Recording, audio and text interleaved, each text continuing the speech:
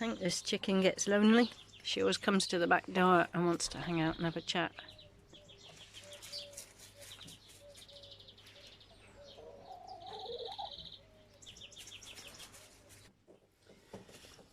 So we got a letter from 10 Downing Street yesterday. Talk about a bit late. Which most households in the UK have got. Maybe I should keep it for posterity. I think the information in it is confusing. It's got here this chart about after 7 days and then 14 days and 21 days. But we're all supposed to stay at home. I mean, this letter says stay at home. Everybody stay at home. So what's the point of saying, oh, if you've had the symptoms, or if you haven't had the symptoms, or if you're isolating, it's so many days? It's all the days. It's a load of rubbish. What a waste of money. How many ventilators could this have bought? You know, when nurses and doctors are dying because they can't get the correct personal protective equipment, PPE, and then we're getting sent out rubbish like this that costs thousands.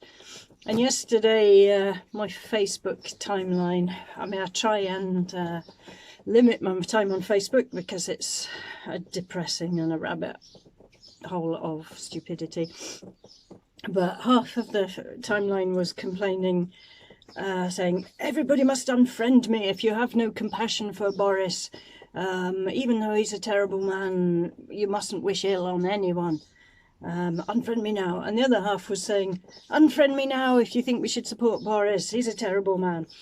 And then there was this thing that everyone at 8 o'clock was supposed to go and clap for Boris. After the other week, we all went out and clapped for the NHS workers. And then there was frontline workers another week. And yeah, I don't know. Do you think Boris would go out and clap for me? Given that his policies of delaying the lockdown for 2 weeks have cost thousands and thousands of lives. Given that he's messed up buying ventilators, PPE, protecting his... he was talking about herd immunity. Herd immunity, that's how he thought of us. That at first he wanted to let the disease, the virus run rampant through the population, kill who it was going to kill, telling us to prepare to lose loved ones, and then we'd all be immune because we'd have developed herd immunity. That's what they think of us, we're a herd.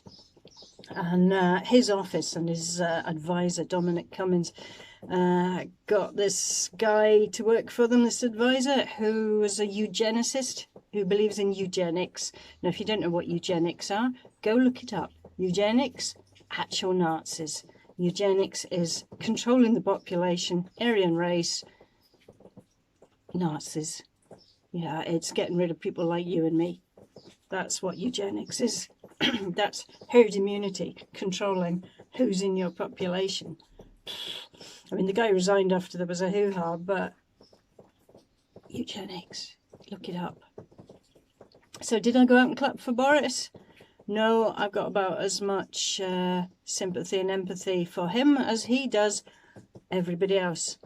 I'd far rather spare my emotions for all of those nurses, doctors, frontline workers, friends, relatives, mothers and fathers that have succumbed to this virus and have died. They're the ones that get my round of applause and my feelings. I'm in the studio. I've just been sorting out people's pottery. This one's come out nicely. So I've just been messaging everyone to see if they want me to post their pottery, if they were supposed to be coming to collect it, and getting it all sorted out, things like that. And I'm going to re-tidy up. And here's my whiteboard that I normally write down the classes I've got. And this was when we closed. That's when it all started to go a bit mad. So I'm going to clean this off because it's kind of depressing looking at these dates and everything in stasis. That's the wall plaques that I made last week, now fettled and cleaned up and drying. And then I've got these little decorative hearts. They're tidied up and waiting to dry now. And I've got the fire on that all. Speed things up.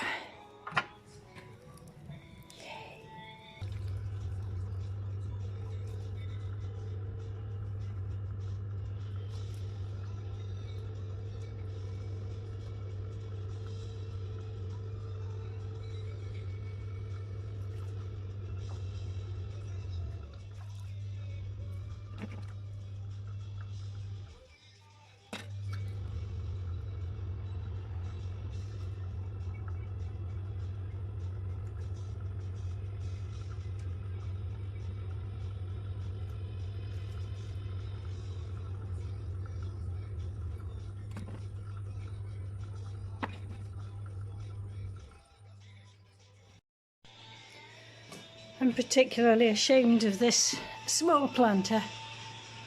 My joinery skills are abysmal. But I sacrifice quality for quantity. I was like, that'll do, and then on with the next job. Nearly finished using up all this scrap wood, and then I can get back into some clay.